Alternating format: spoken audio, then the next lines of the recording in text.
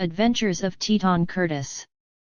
Curtis, a 6-year-old in 1930s Wyoming, lived in the shadow of the Grand Tetons.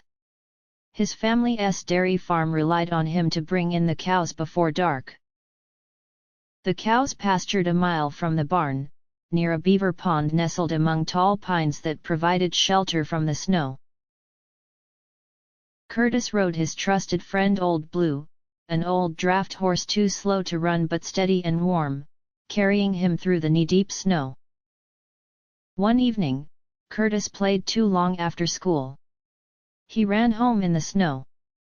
By the time he saddled Old Blue, darkness was fast approaching. Riding Old Blue as twilight progressed. With a coal lantern in hand, he made his way through the deep snow toward the pond to gather the cows. The cows were reluctant to move. Curtis broke off and swished a willow in the air. After much yelling and prodding, they finally stood, but they moved slowly. High up on the mountain a lone wolf howled, "Yep yep yoo-hoo-ol. A wolf! Calling the pack to dinner." The cows were really scared. Their eyes were wide, ears straight out, and tails in the air. The frightened cows bolted in a stampede toward the safety of the barn, leaving Curtis and Old Blue all alone in the snowy meadow. Curtis kicked Old Blue. She could not run, but she plodded, plip-plop, along. The wolves had reached the pond and was racing to catch Old Blue. Waving his lantern, Curtis prayed as they neared the gate.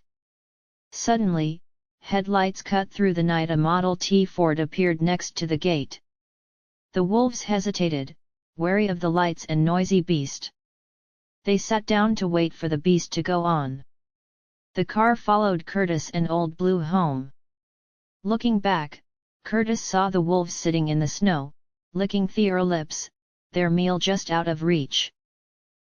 As they got to the safety of the barn, Curtis, riding Old Blue, waved a thanks to driver of the car and he was pulled down into his father's warm arms. Safe in the barn, Old Blue rested on fresh hay. Curtis, warm in bed, was grateful his prayer was answered and he had not become a wolf's dessert.